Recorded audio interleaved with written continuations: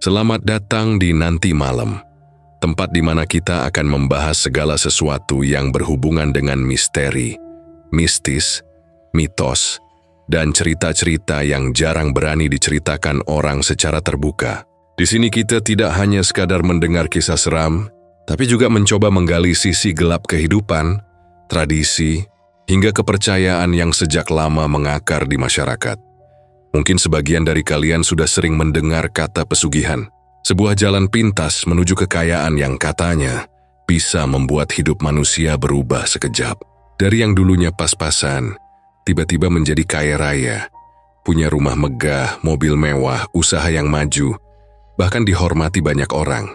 Tapi di balik itu, ada harga mahal yang harus dibayar, bukan dengan uang, melainkan dengan sesuatu yang jauh lebih berharga, nyawa dan keturunan. Di berbagai daerah di Indonesia, cerita tentang pesugihan punya versi masing-masing. Ada yang berhubungan dengan jin penunggu gunung, ada yang kaitannya dengan pohon besar angker, ada pula yang dipercaya harus memuja makhluk halus tertentu. Namun kalau kita bicara soal pesugihan yang paling terkenal, hampir semua orang langsung teringat pada satu nama, Ratu Laut Selatan, Banyuwangi. Sebuah daerah di ujung timur Pulau Jawa, dikenal memiliki sejarah panjang dengan dunia mistis. Mulai dari kisah santet, praktik ilmu hitam, hingga ritual pesugihan yang diyakini masih dilakukan hingga hari ini. Dan yang paling menyeramkan, sebagian orang percaya kalau ada jalur khusus menuju kekayaan lewat penyembahan kepada penguasa pantai selatan. Disitulah muncul istilah tumbal pesugihan. Banyak cerita yang beredar. Ada yang bilang seseorang bisa mendadak kaya setelah melakukan ritual di tepi pantai dengan sesajen tertentu. Ada pula yang mengaku mendengar langsung suara-suara aneh saat malam Jumat Kliwon di sekitar Laut Selatan Banyuwangi. Tidak sedikit kisah menyeramkan tentang keluarga yang harus kehilangan anggota karena perjanjian yang mereka buat. Katanya tumbalnya tidak bisa ditolak, tidak bisa ditunda, dan tidak bisa dilawan. Nah, di episode Nanti Malam kali ini kita akan membahas kisah yang diberi judul Tumbal Pesugihan, Banyuwangi Menyembah Ratu Laut Selatan. Kita akan coba masuk lebih dalam ke cerita orang-orang yang berani atau mungkin nekat membuka jalur ini. Bagaimana awal mula mereka mencari jalan pintas? Seperti apa ritual yang dilakukan di tepi pantai selatan? Dan yang paling menakutkan, apa konsekuensi mengerikan yang harus mereka terima setelah melakukan perjanjian dengan penguasa laut? Jadi, siapkan diri kalian. Matikan lampu, tenangkan pikiran, dan biarkan imajinasi membawa kalian ke suasana malam gelap di tepi laut Banyuwangi. Ombak besar bergemuruh, angin berdesir kencang, dan dari kejauhan terdengar suara tawa lirih seorang wanita misterius. Mungkin hanya bayangan atau mungkin benar-benar hadir di sekitar kita. Selamat datang di Nanti Malam, dan inilah kisahnya. Malam itu hujan turun deras, seperti ingin menenggelamkan seisi Banyuwangi. Di sebuah warung kopi kecil di pinggir jalan desa, lampu neon berkedip-kedip menembus kabut hujan. Warung itu sederhana saja. Bangku kayu panjang, meja tua yang permukaannya sudah retak, dan aroma kopi hitam yang bercampur dengan bau tanah basah. Meski hujan deras, warung itu tetap ramai. Beberapa orang duduk berkerumun, menikmati kopi panas sambil mengobrol ngalor ngidul. Di pojok warung duduklah dua orang pemuda. Rian, dengan jaket hitamnya yang basah karena nekat menerobos hujan, dan Andri, sahabatnya sejak kecil yang terkenal suka ngomong blak-blakan. Mereka sudah terbiasa nongkrong di warung itu sejak SMA, membicarakan apa saja. Mulai dari bola, kerjaan, sampai urusan cinta. Tapi malam itu berbeda. Obrolan mereka mengarah pada sesuatu yang jauh lebih kelam. Ya nih, kata Andri sambil menyeruput kopi hitam panasnya. Uap tipis mengepul dari gelas. Katanya kalau orang pengen kaya cepet bisa ke pantai selatan, nyembah Ratu Laut Selatan. Ia berucap santai seolah-olah sedang cerita tentang gosip biasa. Rian yang duduk di sampingnya langsung menoleh. Halah, omonganmu aneh-aneh, Wairi. Masa iya zaman sekarang masih ada orang yang percaya begituan? Ia tersenyum tipis, tapi matanya menatap penuh rasa ingin tahu. Andri menaruh gelasnya di meja, mencondongkan badan sedikit lebih dekat. Serius, Yan? Aku kemarin ngobrol sama sopir truk langganan warung ini. Katanya ada orang di desanya yang tiba-tiba kaya raya. Dari yang dulunya hidup susah, Sekarang punya toko, punya mobil, sampai beli tanah di mana-mana. Orang-orang desanya pada curiga, katanya dia pesugihan. Rian tertawa kecil, meski dalam hati mulai merasakan getaran aneh. Bisa aja kan dia usaha beneran. Sekarang banyak orang jualan online juga bisa mendadak kaya. Andri menggeleng. Enggak Yan, ceritanya beda. Katanya tiap malam Jumat Kliwon, rumah orang itu sering kedengeran suara gamelan Jawa, padahal nggak ada hajatan. Kadang juga tetangganya lihat sosok perempuan berbaju putih masuk ke rumahnya pas tengah malam. Warga situ percaya itu tandanya dia punya perjanjian sama Ratu Laut Selatan. Rian terdiam. Hujan di luar makin deras, mengetuk atap seng warung seperti irama tak teratur. Obrolan itu mulai membuat bulu kuduknya meremang. Yu mencoba menepis rasa takut dengan menghela nafas panjang. Ri, kamu percaya semua itu? Jangan-jangan cuma cerita orang kampung buat nakut-nakutin. Andri menatapnya serius. Aku nggak tahu harus percaya atau enggak. Tapi ceritanya banyak, Yan. Dari dulu kan Banyuwangi memang terkenal dengan hal-hal mistis. Wong jare tanah kena iki pancen wingit. Ada banyak tempat yang dikeramatkan, nggak boleh sembarangan. Kamu juga pasti sering dengar kan? Rian mengangguk pelan. Ia memang lahir dan besar di Banyuwangi. Sejak kecil, telinganya sudah akrab dengan cerita tentang santet, ilmu hitam, dan kepercayaan pada makhluk gaib. Namun ia selalu berusaha menempatkan dirinya sebagai orang yang rasional, apalagi setelah merantau sebentar ke kota. Menurutnya, banyak hal bisa dijelaskan dengan logika. Tapi saat ini, mendengar cerita dari mulut sahabatnya sendiri, keyakinannya sedikit goyah. Aku sih nggak percaya, kata Rian akhirnya, mencoba menguatkan diri.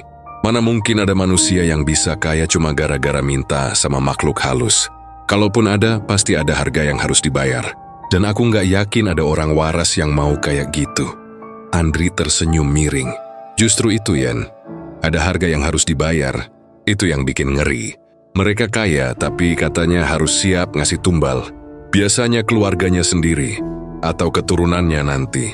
Makanya meskipun menakutkan, masih banyak yang nekat. Karena godaan jadi kaya itu besar banget. Rian menarik nafas dalam-dalam. Kata tumbal terngiang-ngiang di kepalanya. Dalam bahasa Jawa, kata itu punya bobot yang berat. Tumbaliku, enggegiri siri. Kaya ngorbanake wong sing ora salah mung kanggo kepuasan awak dewe. Ia mengucapkan kalimat itu pelan, nyaris berbisik. Warung tiba-tiba terasa lebih sepi. Suara hujan yang mengguyur makin jelas terdengar, bercampur dengan sesekali suara petir yang menggema dari kejauhan. Beberapa pengunjung warung menoleh sebentar, lalu kembali larut dalam obrolannya masing-masing. Rian menunduk menatap meja. Dia mencoba mengalihkan pikirannya, tapi bayangan tentang sosok misterius bergaun putih di tepi pantai selatan mulai muncul dalam benaknya. Wajah samar, rambut panjang terurai, dan mata tajam yang sering diceritakan dalam kisah-kisah rakyat. Andri kembali membuka suara. Yan, kamu tahu nggak? Katanya kalau orang sudah mulai niat pesugihan, jalannya nggak mudah. Dari ritual yang harus dijalani. Biasanya mereka dibawa ke tempat tertentu, ke tepi pantai, atau bahkan ke gunung. Ada sesajen khusus, doa tertentu, dan syarat yang harus dipenuhi. Rian mengangkat kepalanya, menatap Andri. Kamu kayak tahu banyak banget soal ini. Dari mana sih semua cerita itu? Andri tertawa kecil, tapi tawanya hambar.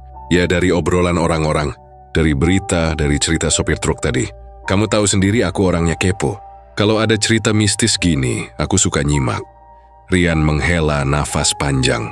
Tapi jangan sampai kamu keponya kebablasan, Ri. Kadang rasa penasaran bisa bikin kita celaka. Andri menatap sahabatnya itu lama, lalu berkata pelan, tapi gimana kalau semua itu beneran ada, Yan? Apa kamu nggak penasaran sedikit pun? Rian terdiam. Pertanyaan itu menusuk langsung ke hatinya. Yudi ingin menjawab tidak, tapi mulutnya keluh. Karena jauh di dalam dirinya, ia memang penasaran. Apalagi sejak kecil ia sering mendengar cerita-cerita mistis dari neneknya.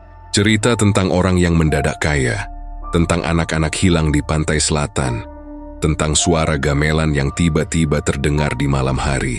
Semua itu seolah terhubung dengan apa yang baru saja dikatakan Andri. Entahlah Ri, aku takut. Tapi ya, penasaran juga. Ucapannya terdengar lirih, tapi jujur. Andri menepuk baunya pelan. Nah, itu. Kita berdua sama. Takut tapi penasaran. Kadang rasa penasaran itu lebih kuat daripada rasa takut. Percakapan mereka berhenti sejenak. Hanya suara hujan yang terus mengiringi. Gelas kopi di meja sudah hampir habis, uapnya tak lagi mengepul. Rian menatap keluar jendela warung. Jalanan desa tergenang air. Lampu jalan redup dan suasana malam terasa begitu dingin. Dalam hati kecilnya, ia mulai bertanya-tanya. Apa benar semua cerita itu nyata? Apa benar ada orang yang rela menggadaikan keluarganya demi kekayaan? Dan yang paling menakutkan, apa benar Ratu Laut Selatan masih menerima persembahan manusia sampai sekarang? Malam itu, meskipun ia mencoba menepis, rasa penasaran sudah mulai tumbuh dalam dirinya. Seperti benih kecil yang akan semakin membesar seiring waktu. Beberapa hari setelah obrolannya dengan Andri di warung kopi, Rian memutuskan untuk pulang ke rumah neneknya di sebuah desa kecil di Banyuwangi. Rumah itu sederhana, berdinding papan kayu bercat putih yang mulai pudar, dengan halaman depan penuh tanaman bunga yang dirawat neneknya sejak dulu. Meski sederhana, rumah itu selalu memberikan rasa nyaman sekaligus suasana misterius. Karena di sanalah Rian sering mendengar cerita-cerita lama yang tidak pernah ia dapatkan di tempat lain. Hari itu hujan baru saja reda, meninggalkan aroma tanah basah yang menenangkan. Udara desa terasa segar, berbeda jauh dengan panas dan riuh kota. Rian duduk di ruang tamu rumah neneknya. Sebuah ruangan kecil dengan perabotan tua, yang sebagian besar diwarisi dari kakeknya. Kursi kayu dengan ukiran jadul, lemari kaca berisi piring-piring kuno, dan foto hitam putih keluarga yang tergantung di dinding. "Neh," panggil Rian perlahan, sambil menatap neneknya yang sedang menata gelas teh di meja. "Aku mau nanya sesuatu." Neneknya menoleh, tersenyum tipis dengan wajah penuh keriput yang hangat namun menyimpan banyak cerita. "Nanya apa, Leh?" Rian menghela napas. Ia sempat ragu, takut membuat neneknya tersinggung. Tapi rasa penasarannya lebih besar. "Bener nggak sih, Neng? Orang Banyuwangi dulu-dulu banyak yang percaya pesugihan Laut Selatan?" Pertanyaan itu membuat neneknya terdiam. Tangannya yang tadi sibuk menata gelas mendadak berhenti. Matanya menatap kosong ke arah meja, seolah mengingat sesuatu yang jauh di masa lalu. Beberapa detik hening, hanya suara jangkrik di luar rumah yang terdengar. Dengan suara pelan, hampir seperti berbisik, neneknya menjawab, "Leh, jo main-main karo kui. Jangan pernah main-main sama pesugihan. Dulu tetangga nenek ada yang ngalami sendiri. Kayak mendadak, rumahnya besar, sawahnya banyak. Tapi setiap malam Jumat Kliwon, selalu terdengar suara tangisan perempuan dari dalam rumahnya. Orang-orang sekitar sering dengar. Dan akhirnya, satu persatu keluarganya meninggal dengan cara yang aneh." Rian langsung merinding. Bulu kuduknya berdiri, meski udara di ruang tamu tidak terlalu dingin. Kata-kata neneknya mengalir seperti mantra yang sulit diterima logika. "Meninggal aneh gimana, Nek?" Tanyanya hati-hati. Neneknya menghela napas panjang, lalu duduk di kursi rotan di hadapannya. Anaknya yang pertama mati kejang-kejang, padahal sebelumnya sehat nggak sakit apa-apa. Lalu istrinya jatuh dari tangga rumah tingkatnya, padahal katanya tidak ada yang melihat dia naik ke atas. Anaknya yang kedua hilang di pantai, sampai sekarang tidak pernah ditemukan jasadnya. Dan terakhir orang itu sendiri, bapaknya, ditemukan mati di ladang.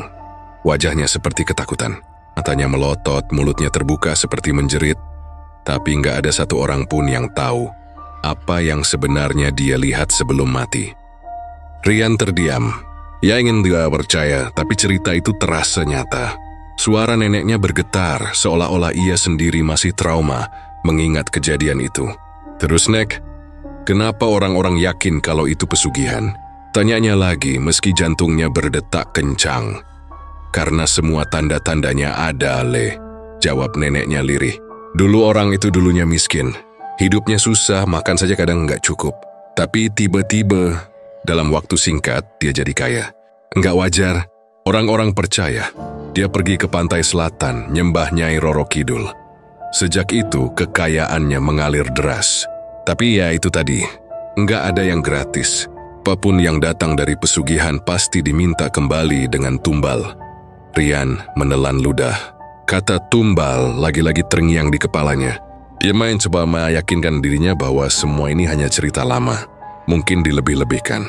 Tapi melihat ekspresi serius neneknya, sulit baginya untuk menganggapnya hanya dongeng. "Nek," katanya ragu, "apa nenek sendiri pernah lihat atau ngalami sesuatu yang berhubungan sama pesugihan itu?" Neneknya memejamkan mata sebentar lalu membuka perlahan. Nenek memang nggak pernah terlibat langsung, Le. Tapi dulu, waktu masih muda, pernah ada kejadian yang nggak bisa nenek lupakan. Malam Jumat Kliwon, sekitar tengah malam, nenek dengar suara gamelan Jawa. Padahal desa ini sepi, nggak ada orang hajatan. Suara gamelan itu pelan tapi jelas. Kalau kamu dengar, rasanya merinding sampai ke tulang. Orang-orang tua bilang itu tandanya ada ritual pesugihan sedang berlangsung. Entah di mana. Suaranya bisa terdengar karena makhluk halus sengaja nunjukin kalau mereka lagi datang. Rian menatap neneknya tanpa berkedip. Bayangan tentang suara gamelan misterius di tengah malam membuat bulu kuduknya makin berdiri. Nek, kok bisa gitu? Maksudnya, kenapa suara gamelannya bisa sampai ke sini? Karena bukan manusia yang mainkan, Le. Suara itu suara gaib. Ora kabeh wong iso krungu. Kadang cuman orang-orang tertentu yang bisa dengar. Mungkin nenek waktu itu memang sengaja diperdengarkan. Sampai sekarang, suara itu masih jelas di ingatan nenek. Rian menggenggam tangannya sendiri di pangkuan. Dia merasa seolah ikut terbawa ke dalam cerita itu. Hatinya mulai dipenuhi campuran rasa takut dan penasaran. Jadi, pesugihan itu beneran ada ya, Nek? Neneknya menatapnya dalam-dalam. Ada atau tidak, itu tergantung kamu percaya atau enggak.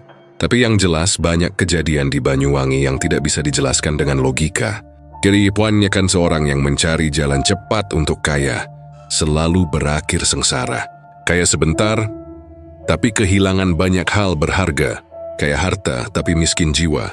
Wazli, ucapan neneknya menusuk ke dalam hati Rian. Ia teringat kembali obrolannya dengan Andri. Kata-kata neneknya terasa lebih nyata. Lebih berat karena datang dari seseorang yang sudah menyaksikan kehidupan panjang di desa itu. Malam semakin larut. Angin bertiup dari jendela, membawa suara-suara serangga dari sawah. Lampu gantung di ruang tamu bergoyang pelan, membuat bayangan di dinding bergerak seperti menari. Suasana rumah nenek yang biasanya hangat, mendadak terasa mencekam. Rian akhirnya berkata pelan, "Tapi Nek, kalau ada orang yang nekat, apa mereka bisa berhenti di tengah jalan? Maksudnya kalau sudah mulai pesugihan, terus sadar dan mau tobat, apa bisa lepas begitu saja?" Pertanyaan itu membuat neneknya menatapnya lebih lama. Ada kesedihan di matanya. Le, kalau sudah janji sama makhluk halus, susah untuk mundur. Janji itu ibarat rantai. Sekali kamu terikat, sulit untuk bebas. Kecuali dengan cara tertentu, dan itu pun belum tentu berhasil. Banyak yang mencoba, tapi akhirnya tetap celaka. Karena dunia gaib itu penuh tipu daya. Meriasti tidak pernah memberi tanpa mengambil lebih banyak. Rian merinding lagi. Dia mencoba menelan semua kata neneknya, tapi rasanya berat. Ia membayangkan orang-orang yang terjebak dalam perjanjian mengerikan, tidak bisa mundur, dan harus kehilangan orang-orang yang mereka cintai. Sejenak ruang tamu kembali hening. Rian menatap wajah neneknya, mencoba mencari jawaban yang lebih meyakinkan. Tapi justru tatapan itu membuatnya makin yakin bahwa apa yang diceritakan neneknya bukan sekadar dongeng. Dalam hati, rasa penasarannya semakin tumbuh. Ia mulai bertanya-tanya siapa sebenarnya tetangga yang pernah melakukan pesugihan itu. Apakah masih ada keturunannya yang hidup? Apa benar suara gamelan yang pernah didengar neneknya berasal dari ritual pesugihan? Dan yang paling menakutkan, apakah semua itu masih terjadi sampai sekarang? Pertanyaan-pertanyaan itu menghantui pikirannya sepanjang malam. Bahkan ketika ia sudah berbaring di kamar lamanya, suara jangkrik di luar jendela seolah berubah menjadi irama gamelan samar yang menembus pikirannya. Ia mencoba memejamkan mata, tapi bayangan wajah pucat orang yang mati, ketakutan di ladang seperti yang diceritakan neneknya, terus muncul dalam mimpinya. Rian mulai merasa bahwa perjalanan hidupnya baru saja memasuki babak yang lebih gelap. Dan semua itu bermula dari sebuah pertanyaan sederhana yang ia lontarkan kepada neneknya di ruang tamu tua itu. Suatu sore, ketika matahari mulai condong ke barat dan langit Banyuwangi berwarna jingga keemasan, Rian sedang duduk di teras rumahnya. Dia menatap jalan desa yang basah setelah hujan siang tadi, sambil sesekali memainkan ponselnya tanpa tujuan. Udara sore terasa lembab. Angin berembus membawa aroma tanah dan dedaunan basah. Suasana desa begitu tenang. Tapi hati Rian masih dipenuhi rasa gelisah sejak percakapannya dengan nenek beberapa hari lalu. Cerita tentang pesugihan dan tumbal terus berputar di kepalanya, membuat tidur malamnya tidak pernah benar-benar nyenyak. Tiba-tiba suara motor berhenti di depan rumah. Rian menoleh dan mendapati Andri turun dengan wajah penuh semangat.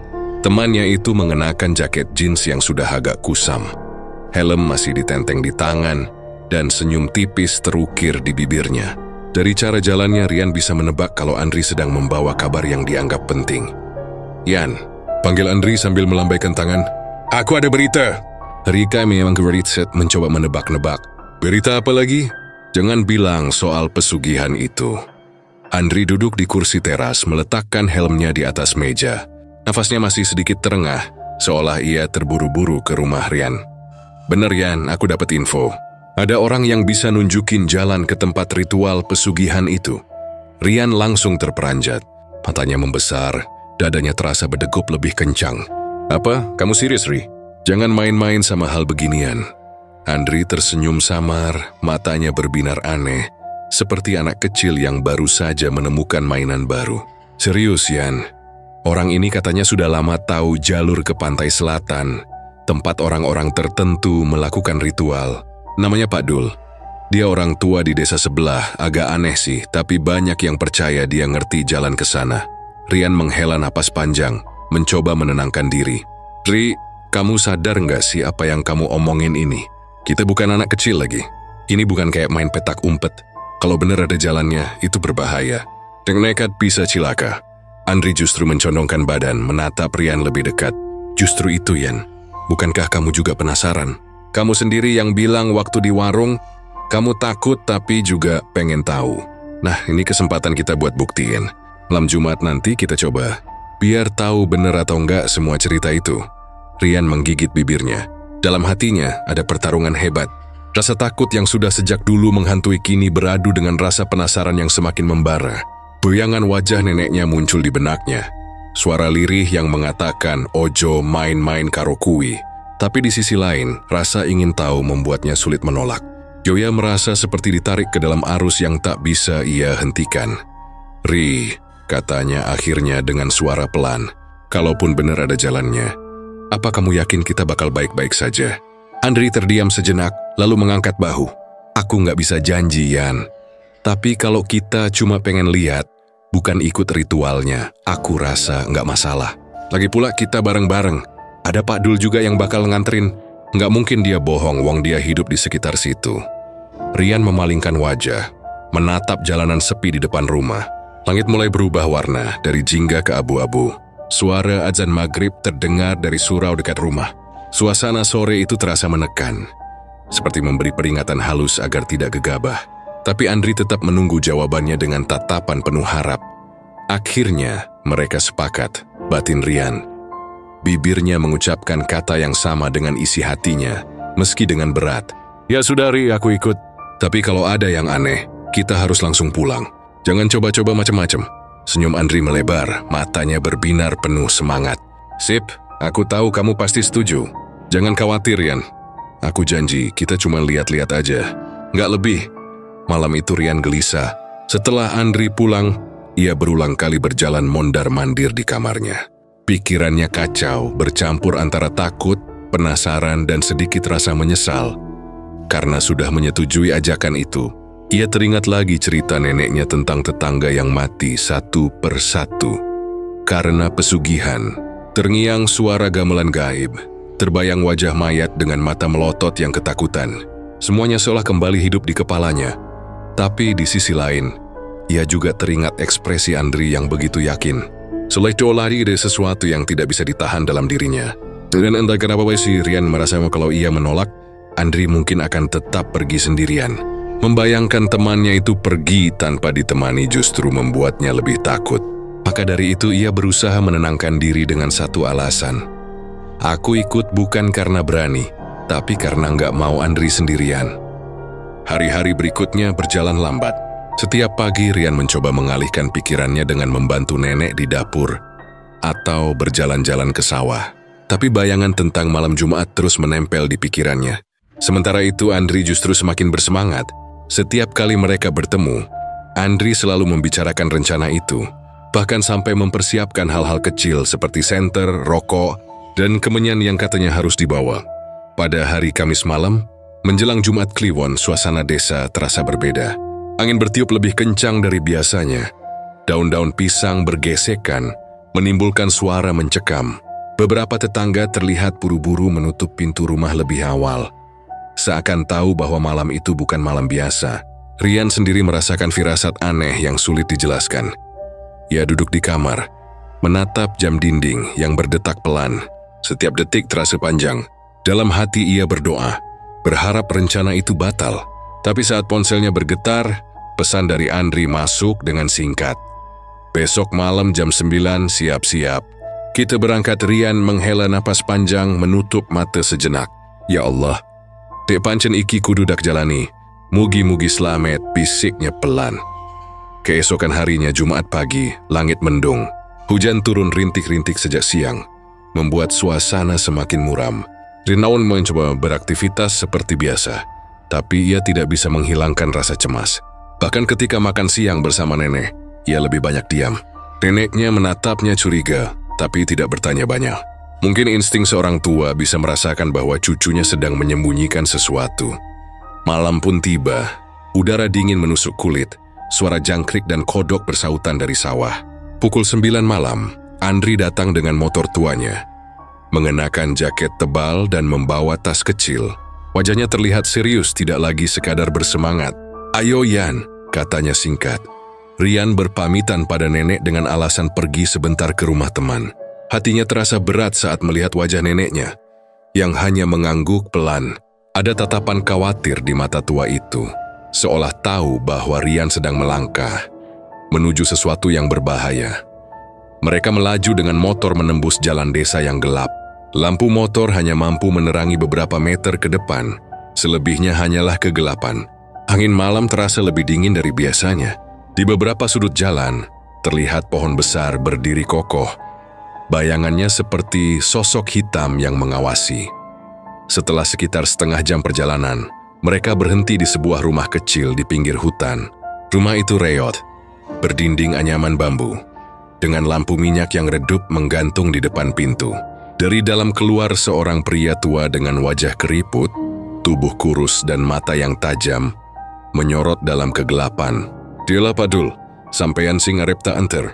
Tanya Pak Dul dengan suara serah. Andri mengangguk cepat. Iya Pak, kita cuma pengen lihat aja. Nggak macem-macem. Pak Dul menatap mereka lama, lalu tersenyum tipis. Nggih, tapi eling le. Yen wis mlebu kene ojo sembarangan ngomong. Sing penting manut aja sembrono. Sing iso slamet sing manut. Sing ora. Wis ora ono bali. Rian merasakan bulu kuduknya berdiri mendengar kalimat itu. Dia menoleh pada Andri, berharap temannya berubah pikiran. Tapi Andri justru terlihat semakin mantap. Malam itu perjalanan mereka ke arah pantai selatan pun dimulai. Dan Rian tahu sejak ia mengiyakan ajakan Andri, hidupnya sudah tidak akan pernah sama lagi. Malam Jumat akhirnya tiba. Sejak sore langit mendung, lalu hujan turun deras membuat suasana desa semakin muram. Menjelang malam, hujan berhenti, menyisakan kabut tipis yang menggantung di udara. Jalanan basah berkilau diterpa cahaya lampu jalan yang jarang-jarang. Udara malam itu menusuk tulang. Dinginnya seperti menembus sampai ke sumsum. Rian berdiri di depan rumahnya, mengenakan jaket tebal dan memeluk tubuhnya sendiri. Dia menunggu Andri yang berjanji akan datang menjemput dengan motor. Jantungnya berdetak lebih cepat dari biasanya. Rasa gelisah semakin menjadi. Ketika suara motor tua terdengar mendekat, Rian tahu bahwa saat itu benar-benar sudah tidak ada jalan untuk mundur. Andri datang dengan wajah penuh semangat, seolah tak sabar menjalani perjalanan malam ini. Ayo Yan, waktunya sudah dekat. Pak Dul pasti sudah nunggu, katanya singkat. Rian hanya mengangguk lalu naik ke boncengan motor. Motor itu melaju menembus jalan desa yang gelap, hanya diterangi lampu sorot kuning yang kadang redup. Angin malam berhembus kencang, membawa aroma tanah basah bercampur dengan bau dedaunan hutan. Jalanan semakin sepi ketika mereka mulai memasuki area hutan. Pepohonan besar berdiri kokoh, ranting-rantingnya menutupi langit, membuat jalan yang dilalui semakin gelap. Hanya ada suara jangkrik bersahutan, sesekali diiringi suara burung hantu yang terdengar sayup. Setelah hampir setengah jam perjalanan, mereka sampai di rumah reot milik Pak Dul. Rumah itu berdiri sendirian di pinggir hutan, berdinding anyaman bambu dengan atap rumbia yang sudah lapuk. Lampu minyak tergantung di depan pintu, cahayanya redup berkelip-kelip tertiup angin. Dari dalam muncul seorang pria tua dengan tubuh kurus dan wajah penuh keriput. Matanya tajam menatap mereka. Sorotnya seperti bisa menembus hati orang yang dipandang. "Sampeyan sing arep melu aku?" Suara Pak Dul parau, dalam dan sedikit berat. "Iya Pak," jawab Andri cepat. "Kita cuma pengen lihat, nggak macem-macem. Cuman penasaran aja." Pak Dul menatap mereka lama, lalu tersenyum samar. "Engge, tapi eling le. Nek wis tekan kana ojo sembrono. Sing penting manut. Aja gampang ceplas-ceplos. Yen kerungu ana sing nyebut jenengmu, ojo ditoleh. Paham?" Rian menelan ludah. Keringat dingin mulai muncul di pelipisnya meski udara malam begitu dingin. Dia mengangguk pelan. "Paham Pak." Tanpa banyak bicara lagi, Pak Dul mengambil tongkat kayu yang disandarkan di dinding rumahnya, lalu berjalan lebih dulu. Mereka berdua mengikuti di belakang.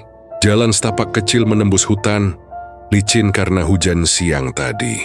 Ranting-ranting patah berderak ketika terinjak. Suara gesekan daun terdengar jelas di telinga. Semakin jauh mereka melangkah, semakin pekat suasana hutan itu. Rian merasakan udara di sekitarnya berubah. Hutan itu tidak hanya sunyi, tapi juga terasa berat, seperti ada ribuan mata yang mengawasi dari kegelapan. Sesekali ia menoleh ke kanan dan kiri, berharap tidak melihat apapun. Namun bayangan-bayangan aneh sering muncul di sudut matanya, membuat bulu kuduknya berdiri. Andri tampak masih berusaha tenang, meski dari cara jalannya terlihat, ia juga mulai gelisah. "Pak Dul, jauh lagi nggak pantainya?" tanyanya dengan suara setengah berbisik. Pak Dul tidak langsung menjawab. Dia berhenti sebentar, menancapkan tongkatnya ke tanah lalu berkata pelan, "Ora adoh, tapi eling nek tekan panggonan iki kabeh kudu meneng. Jo sok-sokan wani." Mereka melanjutkan perjalanan. Sesekali angin bertiup kencang, membuat dedaunan berisik seperti bisikan yang berulang-ulang. Rian merasa seolah ada suara samar yang memanggil, tapi ia tidak berani menoleh atau mendengarkan terlalu jelas. Jantungnya berdetak kencang, kakinya terasa berat setiap kali melangkah. Semakin lama suara ombak mulai terdengar meski masih samar. Desirnya pelan, seperti panggilan yang menggoda. Semakin dekat mereka berjalan, suara itu makin jelas, makin keras, hingga akhirnya bercampur dengan bau asin khas laut yang menusuk hidung. Ketika mereka keluar dari hutan, pemandangan gelap pantai selatan terbentang luas di hadapan mereka. Bulan purnama menggantung tinggi di langit. Cahayanya memantul di permukaan laut yang bergelombang. Ombak menghantam karang dengan suara gemuruh. Sesekali membuat buih putih berkilauan di bawah cahaya bulan. Pantai itu kosong. Tidak ada satupun orang lain selain mereka bertiga. Suasana pantai begitu angker. Tidak ada suara selain ombak dan angin. Pasir yang mereka injak terasa dingin dan lembab. Langit malam begitu jernih, tapi justru membuat pemandangan semakin terasa mencekam. Pak Dul berhenti dan menoleh pada mereka. "Wistikan, eling ojo ngomong sembarangan. Yen ono sing aneh meneng wae. Aja nyaut, aja ditoleh. Nek wani melu saiki wektu Andri menarik napas panjang, wajahnya mulai kehilangan senyum. Rian berdiri terpaku, matanya menatap laut lepas yang hitam. Ombak besar bergulung-gulung seakan mengancam siapapun yang berani mendekat. Dadanya terasa sesak seolah ada sesuatu yang berat menindih. "Pak," suara Rian gemetar. "Apa bener di sini tempat orang-orang pesugihan itu?" Pak Dul menatap laut, wajahnya serius. "Bener, ning kene ake sing wis nyoba, sing slamet jarang, sing cilaka ake. Iki panggonan wingit le, opo kowe isi wani?" Rian tidak menjawab. Tenggorokannya kering, mulutnya keluh. Dia ingin mundur, tapi kakinya seolah menolak bergerak. Andri menoleh padanya, matanya penuh tekad, meski jelas terlihat ketakutan juga. "Kita udah sejauh ini, Yan. Jangan mundur sekarang." Angin malam semakin kencang membawa suara ombak yang bergemuruh keras. Dari kejauhan, Rian merasa seperti mendengar suara samar seorang perempuan tertawa lirih, dibawa oleh hembusan angin. Ia buru-buru menunduk, menutup telinganya sebentar. "Astagfirullah," bisiknya. Pak Dul mengetukkan tongkatnya ke pasir. "Iki dudu panggonan kanggo wong sing mung dolanan. Yen atimu ora kuat saiki bali, nek ora, akibatmu dewe." Rian menatap Andri sekali lagi. Ia tahu mereka sudah masuk ke wilayah yang bukan lagi dunia manusia sepenuhnya. Dan malam itu, di bawah cahaya bulan yang pucat, pantai selatan menyambut mereka dengan keangkerannya yang nyata. Di tepi pantai itu, Suasana mendadak berubah begitu Pak Dul mulai mengeluarkan sesuatu dari tas kain hitam yang ia bawa. Tangannya gemetar namun gerakannya mantap.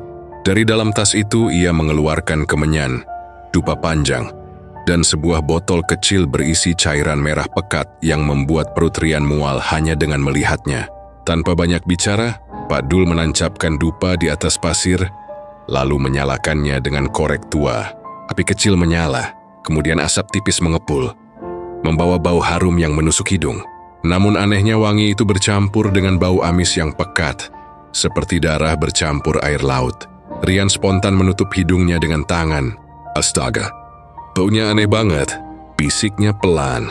Andri mencoba menahan diri, meski jelas wajahnya mulai pucat. Memang begini caranya, katanya dengan suara hampir tak terdengar. Pak Dul berdiri tegak menancapkan tongkat kayu ke pasir, lalu mulai melantunkan sesuatu. Suaranya lirih, seperti doa, tapi nadanya berat. Kadang meninggi lalu menurun, seperti mantra yang tak dimengerti oleh telinga manusia biasa. Kata-katanya bercampur bahasa Jawa kuno yang samar. Rian hanya menangkap potongan kalimat, "Kulo nyuwun pangestu, kulo nyuwun rawuhipun," yang membuat bulu kuduknya langsung meremang. Belum lama mantra itu diucapkan, angin tiba-tiba berhembus lebih kencang. Pasir beterbangan, ombak menggulung lebih keras menghantam karang, suaranya menggema bagai dentuman gendang raksasa. Rambut Rian terhempas angin, matanya berair karena debu pasir yang masuk. Dia berusaha menahan tubuhnya agar tidak jatuh. Jantungnya berdetak tak karuan. Lalu dari kejauhan, samar terdengar suara perempuan tertawa lirih. Tawa itu pelan namun jelas. Tawa yang tidak biasa, bukan seperti manusia bahagia, melainkan menyeramkan, panjang dan bergetar, seolah menyelinap langsung ke dalam telinga lalu menusuk otak. "Yan," suara Andri bergetar. "Kamu dengar?" Rian hanya bisa mengangguk, wajahnya kaku. Tubuhnya seperti membeku di tempat asap kemenyan semakin pekat, mengepul tinggi ke udara, bercampur dengan kabut pantai yang tipis. Lalu perlahan dari balik kabut itu muncul sosok samar. Seorang wanita berambut panjang, gaun putih yang berkibar terkena angin, berdiri jauh di tepi ombak. Tubuhnya seperti melayang, tidak benar-benar menapak pasir. Wajahnya tidak jelas, hanya matanya yang terlihat menyala merah seperti bara api. Rian ingin lari, tapi kakinya seolah menancap di pasir. Keringat dingin mengucur deras dari pelipisnya. Meski malam begitu dingin, giginya bergemeletuk menahan takut. Andri, yang biasanya berani, kini bibirnya bergetar hebat. Apakah itu Ratu Laut Selatan? Bisiknya hampir tak terdengar. Pak Dul menoleh sekilas, wajahnya serius dan pucat. "Meneng wae, ojo ngomong sembarangan. Nek pancen dheweke rawuh kabeh kudu manut. Aja sok wani-wani." Suara Pak Dul membuat bulu kuduk Rian makin berdiri. Ia menunduk, tak berani menatap sosok itu terlalu lama. Namun meski begitu, matanya masih sempat menangkap bahwa gaun putih sosok wanita itu basah, meneteskan air asin ke pasir, dan di sekeliling kakinya ada jejak buih laut yang tidak pernah hilang meski ombak datang menghantam. Pak Dul melanjutkan mantranya. Suaranya semakin keras hingga terbawa oleh suara angin. Tiba-tiba ombak yang tadi bergulung berhenti sesaat, seperti laut membeku. Hanya suara mantra itu yang terdengar. Lalu sebuah suara lain muncul, suara perempuan, halus tapi tegas, berbicara dalam bahasa Jawa halus yang tidak sepenuhnya dipahami Rian. "Apa sing kowe goleki, manungsa?" Suara itu datang dari arah sosok wanita berambut panjang. Namun anehnya, meski bibirnya tidak bergerak, suara itu jelas sekali terdengar, seolah langsung berbisik di telinga mereka. Rian merasakan jantungnya hampir copot. Lututnya lemas, hampir roboh ke pasir. Andri menggenggam tangannya sendiri, berusaha menahan tubuhnya agar tidak jatuh. Pak Dul menunduk dalam-dalam, lalu menjawab dengan suara parau. "Kulo namung nyuwun pangestu, nyuwun pitedah, supados saged ndeleng sakedik moten langkung." Udara di sekitar mereka berubah semakin dingin. Napas Rian terlihat keluar seperti asap. Meski ini bukan musim dingin, sosok wanita itu melangkah lebih dekat. Gaunnya berkibar, namun kakinya tidak pernah benar-benar menyentuh pasir. Setiap langkahnya meninggalkan jejak air yang tidak mengering. Rian tak tahan lagi. Matanya terperangkap menatap wajahnya. Samar-samar ia melihat sesuatu. Kulit pucat, senyum samar, tapi matanya... Oh Tuhan, matanya merah menyala seperti bara api di dalam tungku. Pandangan itu menusuk ke dalam hati, membuat rasa takutnya meledak. Ya Allah, bisik Rian lirih, tapi cepat-cepat ia menutup mulutnya. Takut kalau ucapannya justru mengundang bahaya. Tiba-tiba suara gamelan samar terdengar dari arah laut. Suara kendang, gong, dan saron bersautan. Semakin lama semakin jelas, meski tidak ada siapapun yang terlihat memainkannya. Suara itu berpadu dengan hembusan angin, menciptakan suasana yang tak masuk akal. Andri menggigil, bulu kuduknya berdiri. Yan, aku dengar gamelan. Pak Dul mengangkat tangannya, memberi isyarat agar mereka diam. Dia kembali menggumamkan mantranya, kali ini lebih cepat, seolah mengikuti irama gamelan gaib itu. Sosok wanita berambut panjang berhenti beberapa meter dari mereka, lalu mengangkat tangannya perlahan. Ombak yang tadi tenang tiba-tiba bangkit tinggi, seperti dinding air raksasa yang siap menerjang. Namun sebelum ombak itu jatuh, ia kembali turun pelan, hanya menyisakan buih putih. Lalu suara perempuan itu kembali terdengar. Kowe pancen waniteka, nanging saben sing mlebu wilayahku, kudu ono sing dibaleke. Rian merasakan tubuhnya gemetar hebat. Kata-kata itu jelas. Setiap orang yang berani datang ke wilayahnya harus ada yang dikembalikan. Apa maksudnya? Apa itu tumbal? Andri menelan ludah, wajahnya memucat. George berbisik lirih ke Rian. Yan, kurasa kita nggak seharusnya di sini. Namun sebelum Rian sempat menjawab, Pak Dul menoleh tajam. Matanya berkilat aneh. Wis meneng, aja ngomong opo-opo. Nek ora cilaka kabeh. Asap kemenyan semakin pekat membuat mata mereka perih. Bau amis makin menyengat, seolah ada darah segar yang tertumpah di pasir. Rian mulai pusing, kepalanya berat. Dunia di sekitarnya terasa berputar. Dalam kabut asap itu, ia melihat bayangan-bayangan lain bermunculan di sekitar mereka. Sosok-sosok hitam, tinggi kurus, matanya menyala kecil seperti bara. Mereka berdiri berbaris di tepi pantai, seperti pasukan yang menjaga jalannya ritual. Rian hampir menjerit, tapi suaranya tercekat di tenggorokan.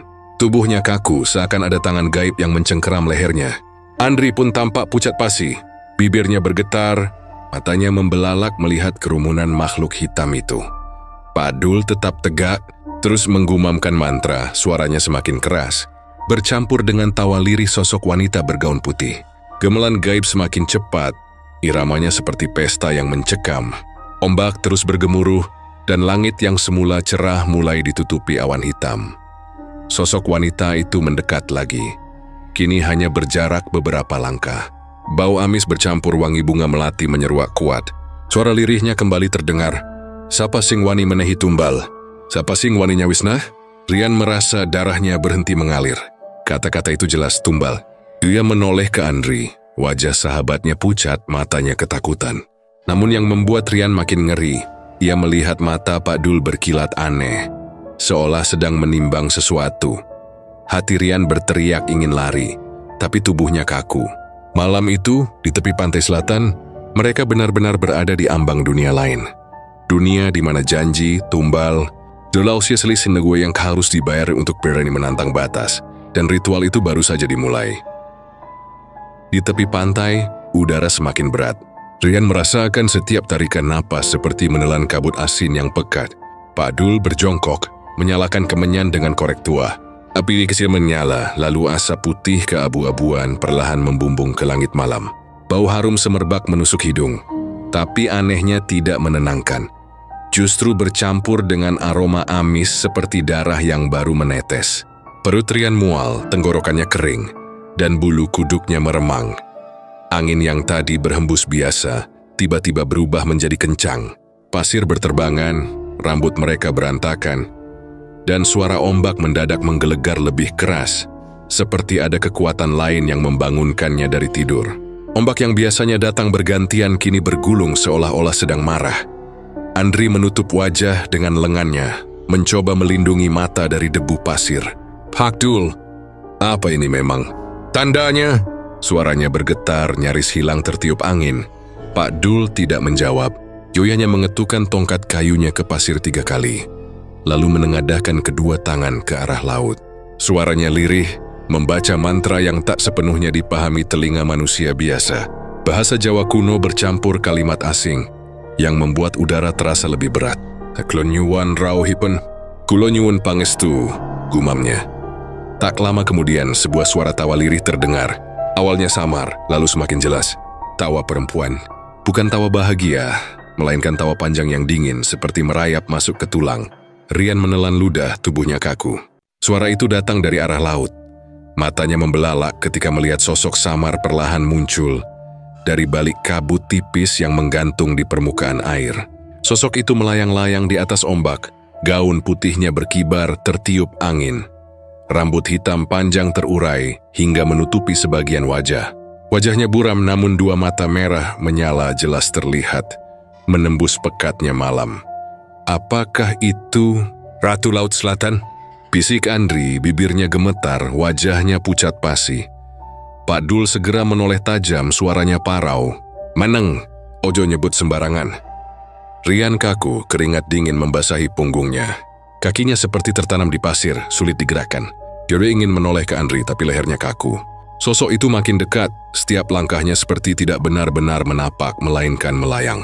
Ombak yang menghantam seakan tunduk, tidak menyentuh gaunnya yang berkibar. Asap kemenyan semakin tebal, dan dari dalam asap itu samar terlihat bayangan-bayangan lain. Sosok tinggi kurus berwarna hitam pekat. Mata mereka berkilau merah kecil. Jumlahnya banyak, berdiri berbaris di tepi pantai. Rian hampir menjerit, namun tenggorokannya tercekat seolah ada yang mencekik dari dalam. Suara gamelan tiba-tiba terdengar. Suara saron, kendang, gong, dan suling bergema di udara, padahal jelas tidak ada satu pun orang yang terlihat memainkannya. Irama itu lambat, berat, namun semakin lama semakin cepat. Seperti pesta yang tidak untuk manusia, Andri mencengkeram lengan Rian erat-erat. "Yan, aku nggak kuat." Suaranya hampir menangis. Pak Dul tetap berlutut, wajahnya menunduk dalam sambil menggumamkan mantra lebih cepat. "Nggulo nyuwun pangestu, nyuwun piteda." Lalu suara perempuan itu muncul, tapi anehnya, bibirnya tidak bergerak. Suaranya seperti langsung masuk ke telinga. Berbisik lembut namun menusuk. "Kowe sing waniteka, posing kowe goleki, manungsa." Riang gemetar. Suara itu jelas bertanya, tapi kepada siapa? Yang menunduk takut menatap. Andri hanya bisa menggigil, tak sanggup menjawab. Pak Dul yang menjawab, suaranya parau. "Kulo nyuwun pangestu, nyuwun rawuhipun. Demong badhe nyekseni mboten langkung." Angin mendadak berhenti sesaat. Laut hening, hanya suara gamelan yang terus berbunyi semakin jelas. Lalu sosok wanita itu tertawa lirih lagi. "Sampeyan pancen wani. Nanging elingga, saben sing melebu wilayahku kudu ono sing dibaleke." Rian langsung merinding. Kata-kata itu jelas, harus ada yang dikembalikan. Tumbal Andri menoleh pelan ke arah Rian. Wajahnya penuh ketakutan. "Yan, maksudnya kita?" Suaranya bergetar. Pak Dul memukul tongkatnya ke pasir, keras sekali hingga pasir berhamburan. "Meneng, azan yaud," bentaknya. Namun suara perempuan itu semakin mendekat. Gaunnya yang putih kini terlihat jelas, basah dan meneteskan air laut ke pasir. Setiap tetesan meninggalkan noda gelap yang tidak pernah menghilang. Meski pasirnya disapu ombak, Rian menutup mata, tubuhnya bergetar. Bau melati tiba-tiba menyeruak kuat, bercampur dengan amis darah dan asin laut. Hidung Rian perih, perutnya bergejolak. Ia ingin muntah, tapi tak bisa. Dari sudut matanya, ia melihat sosok-sosok hitam itu bergerak, perlahan mendekat dalam barisan rapi. Mata mereka berkilat merah kecil, menatap tajam ke arah Rian dan Andri. Tiba-tiba Andri berteriak lirih, "Yan!" "Lihat!" Rian membuka mata dan hampir pingsan. Dari permukaan laut, tangan-tangan pucat bermunculan, meraih ke atas seolah meminta pertolongan. Puluhan, mungkin ratusan tangan keluar dari air hitam. Jari-jari panjang kurus berusaha meraih, bergetar, menggapai apa saja. Suara lirih tangisan samar terdengar, bercampur dengan gamelan yang semakin cepat. Rian menutup wajahnya dengan kedua tangan. "Astagfirullah. Gusti Allah," desisnya Pak Dul berteriak dengan suara keras. "Aja nyebut jeneng Gusti kene. Meneng wenek pengen selamat."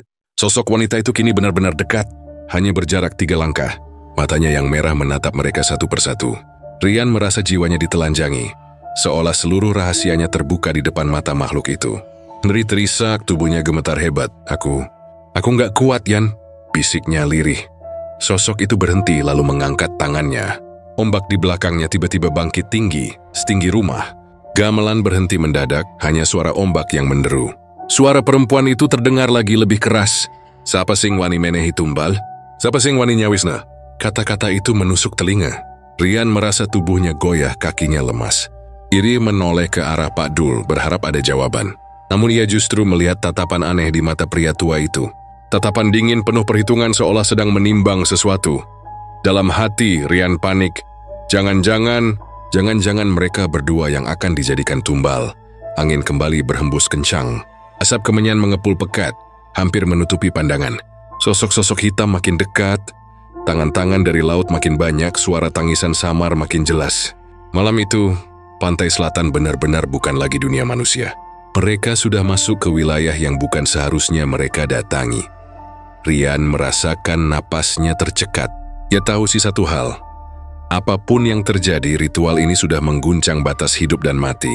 Dan mereka bertiga kini berada di tengah pusaran yang tidak bisa dihentikan begitu saja. Sosok itu semakin mendekat, langkahnya pelan. Tapi setiap gerakan seolah menggetarkan bumi. Gaun putihnya berkibar, membasahi pasir dengan tetesan air laut yang anehnya tak pernah kering. Mata merah menyala itu menatap tajam, menembus dada Rian dan Andri, membuat napas mereka terhenti sesaat. Suara halus namun menyeramkan terdengar jelas, meski bibir sosok itu nyaris tak bergerak. "Kalau kalian ingin kaya, harus ada tumbal, nyawa manusia, sing paling kowe tresnani." Kata-kata itu menusuk telinga, seolah berbisik langsung di kepala. Rian merasakan kakinya lemas, tubuhnya bergetar hebat. Ia mundur beberapa langkah, mencoba menjauh, meski pasir yang lembab membuat langkahnya goyah. Tidak. Ku hanya ingin tahu. Aku tidak mau apa-apa." Suaranya terbata-bata, hampir menangis. Andri hanya terdiam, wajahnya pucat pasi, matanya kosong menatap sosok itu. Rian bisa melihat bibir sahabatnya gemetar, seolah sedang menahan kata-kata yang tak sanggup ia ucapkan. Tiba-tiba, dari laut, ombak besar bangkit. Gelombang raksasa menjulang tinggi, suara gemuruhnya seperti guntur memecah langit. Rian dan Andri refleks berteriak. Tubuh mereka hampir terseret ketika ombak itu menghantam pantai. Pasir berguncang, air asin menyiram tubuh mereka hingga basah kuyup. "Lari! Saiki uga!" teriak Pak Dul dengan suara serak namun keras. Rian tersentak. Kini segera berbalik, mencoba berlari. Tapi kakinya seperti ditahan oleh sesuatu. Pasir di bawah kakinya bergerak, seperti ada tangan yang mencengkeram pergelangan kakinya. Dia berteriak panik, "Andri, tolong!" Andri juga berusaha menarik kakinya sendiri. Wajahnya pucat setengah mati. Dari pasir muncul tangan-tangan pucat kurus dengan kuku panjang, mencengkeram erat kaki mereka. Rian menjerit keras, mencoba menendang. Namun semakin ia melawan, semakin kuat genggaman tangan-tangan itu. Pak Dul menghantamkan tongkat kayunya ke pasir, mengucapkan mantra keras. "Mundur dah! Oyo ganggu!" Suaranya menggema. Tapi tangan-tangan itu hanya goyah sebentar, lalu kembali mencengkeram lebih kuat. Sosok wanita itu tertawa lirih. Tawanya seperti pisau yang mengiris telinga. "Kalian sudah datang, berarti kalian siap. Ora ana sing iso bali tanpa tumbal." Rian meneteskan air mata, wajahnya penuh ketakutan. Aku cuma pengen tahu. Aku nggak minta kaya. Tolong jangan." Andri menoleh ke arah sosok itu. Matanya basah, tapi ada sesuatu yang ganjil dalam tatapannya. Yang menggertakkan giginya, lalu berteriak. "Kalau memang itu syaratnya, Hamir lagu, jangan dia!" Rian membelalak, jantungnya seakan berhenti berdetak. "Andri, apa yang kamu katakan? Jangan gila." Andri menunduk, menahan tangis. "Yan, aku yang sengaja kamu ke sini. Aku yang bawa kamu. Kalau harus ada yang jadi tumbal, biar aku aja. Aku nggak mau kamu celaka." Rian berusaha keras melepaskan diri, tapi genggaman tangan gaib itu tak terelakkan. "Tidak, jangan bodoh Ri. Kita harus kabur bareng." Pak Dul menatap mereka dengan wajah penuh dilema. Matanya tajam berkeringat, mulutnya bergetar mengucap doa. "Kawe loro wis kelebu. Nek ora ana sing dikorbanke, ora ana sing bakal metu saka kene slamet." Suara gamelan makin keras, iramanya semakin cepat, seperti mengiringi tarian kematian. Ombak terus menggila. Angin menjerit pasir beterbangan, dan tangan-tangan dari laut makin banyak meraih ke arah mereka. Andri memandang sosok wanita itu lurus-lurus. Aku rela. Tapi satu syarat, biarkan dia pergi. Rian menjerit, tidak, jangan lakukan itu, Ri. Aku nggak mau kehilangan kamu. Sosok itu melangkah lebih dekat, bau melati semakin tajam, bercampur amis darah yang membuat Rian ingin muntah. Ia menunduk, tak sanggup menatap. Suara perempuan itu terdengar lembut namun menusuk. Tresnaiku kudu ono tumbale. Kowe pancen wani. Opo pancen rela ngorbanake awakmu? Andri menggigil tapi ia mengangguk perlahan. Ya, aku rela. Rian meronta, berusaha melepaskan genggaman tangan-tangan dari pasir. Air mata jatuh membasahi pipinya. Andri, jangan. Ku mohon, jangan. Pak Dul menutup mata, menancapkan tongkatnya dalam-dalam ke pasir, lalu berteriak dengan suara lantang. Wis nek kui karepmu bakal ditampa. Langit tiba-tiba bergemuruh. Petir menyambar di kejauhan. Cahayanya memantul di permukaan laut yang hitam. Ombak berhenti mendadak. Hening sesaat, hanya suara gamelan yang masih berdentum keras. Tangan-tangan yang mencengkeram kaki Rian tiba-tiba melepaskan diri, mundur masuk kembali ke dalam pasir. Rian jatuh terduduk, tubuhnya gemetar. Ia menoleh ke arah Andri, ingin meraihnya. Namun seketika tubuh Andri ditarik oleh sesuatu yang tak terlihat. Ia menjerit, tubuhnya terseret ke arah laut, meninggalkan jejak di pasir. Rian berlari, mencoba menarik tangan sahabatnya. Tidak, aku tidak akan biarkan kamu pergi. Andri menangis, wajahnya penuh ketakutan. Tapi ia juga tersenyum samar. Maafkan aku, Yan. Tolong jaga dirimu. Aku nggak akan biarkan kamu. Lepaskan dia. Rian berteriak histeris, menarik tangan Andri sekuat tenaga. Namun kekuatan itu terlalu besar. Ombak tiba-tiba bangkit, menelan tubuh Andri dalam sekejap.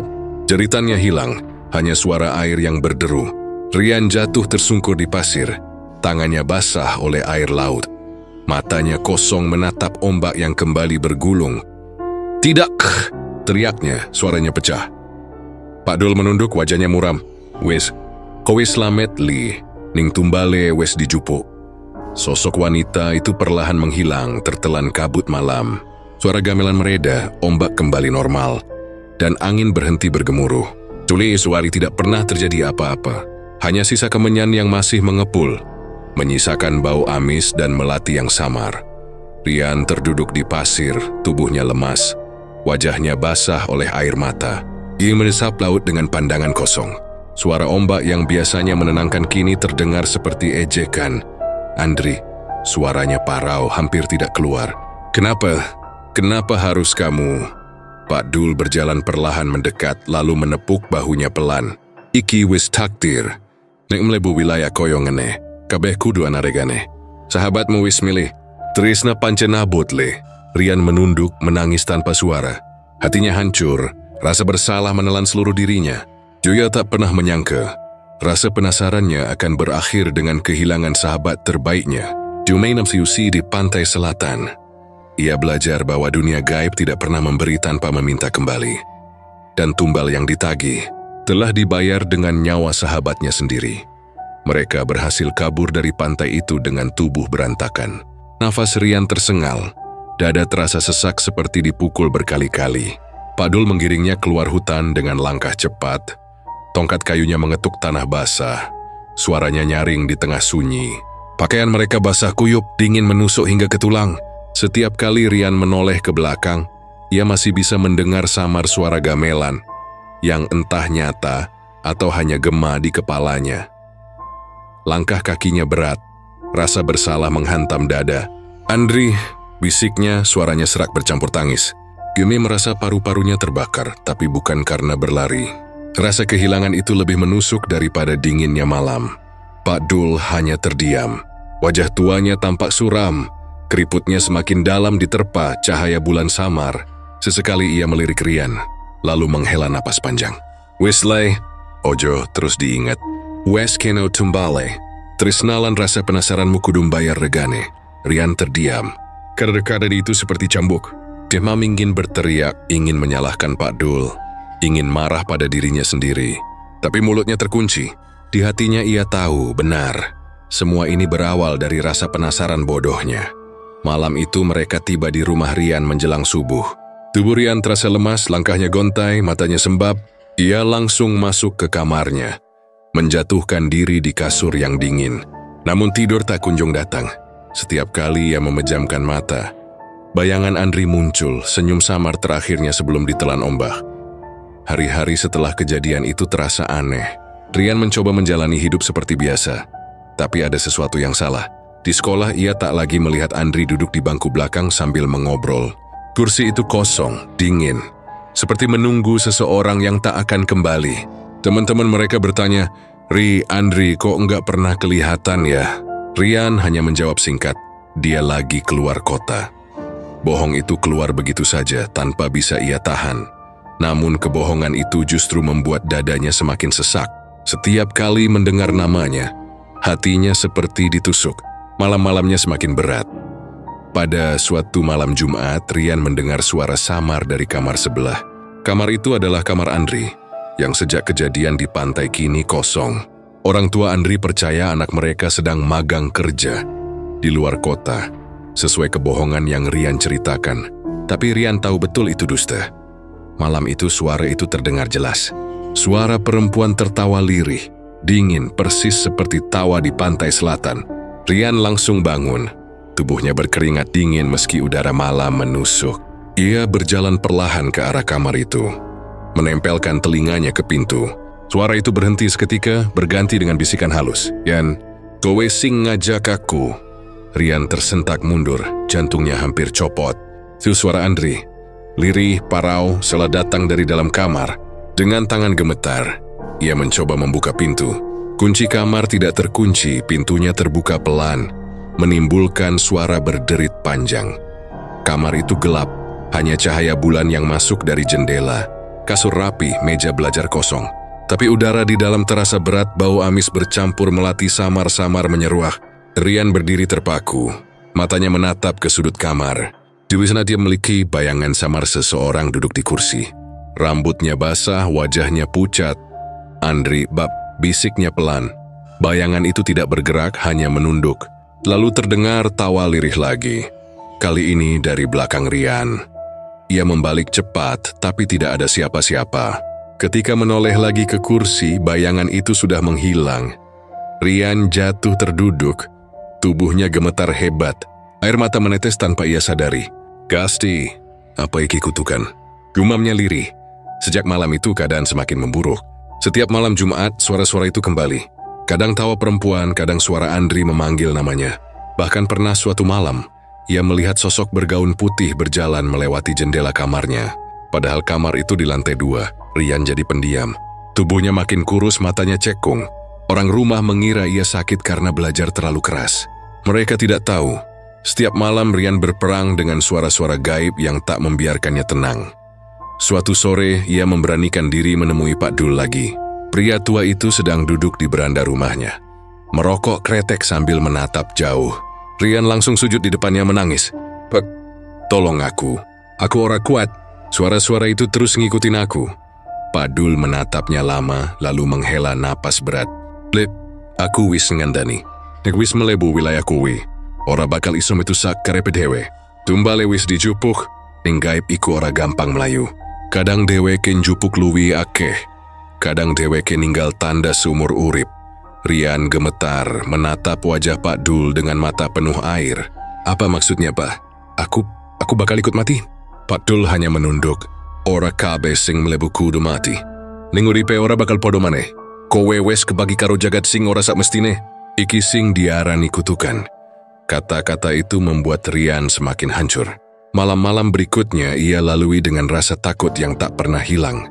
Kadang ia mendengar langkah kaki di lorong rumah saat semua orang sudah tidur. Kadang ia mencium bau melati bercampur amis darah di kamarnya sendiri. Pernah suatu malam, ia terbangun dan melihat Andri berdiri di depan ranjangnya. Wajahnya pucat, matanya kosong. Air laut menetes dari rambutnya ke lantai. "Yen, ku kedinginan suaranya lirih, menyayat hati. Rian ingin memeluknya, tapi begitu ia mengulurkan tangan, sosok itu berubah menjadi bayangan hitam yang melesat ke sudut kamar, lalu hilang. Rian menjerit ketakutan, membuat ibunya masuk dengan panik. Tapi tentu saja ibunya tidak melihat apa-apa. Hari-hari berubah menjadi siksaan. Rian tidak bisa makan dengan tenang, tidak bisa tidur, bahkan tidak bisa menatap cermin. Karena setiap kali ia menatap, terkadang ada wajah lain di baliknya. Wajah pucat Andri, atau mata merah menyala sosok wanita itu. Dalam hati kecilnya, ia terus berdoa. Tapi, ia tahu, sekali ia dan Andri mengusik dunia pesugihan, tidak ada jalan kembali. Semua sudah berubah. Hidupnya tidak akan pernah sama lagi. Kutukan itu bukan hanya soal suara atau penampakan. Kutukan itu adalah rasa bersalah yang menghantui, rasa kehilangan yang menempel, dan bayangan yang selalu mengikuti kemanapun ia pergi. Dan setiap kali malam Jumat tiba, suara itu selalu kembali. Tawa lirih perempuan dari kegelapan, disusul suara Andri yang berbisik, "Kowe sing ngajak aku. Saiki aku sing nunggu kowe." Rian hanya bisa menutup telinga, menangis dalam doa. Namun jauh di dalam hatinya ia tahu, kutukan itu tidak akan pernah berhenti.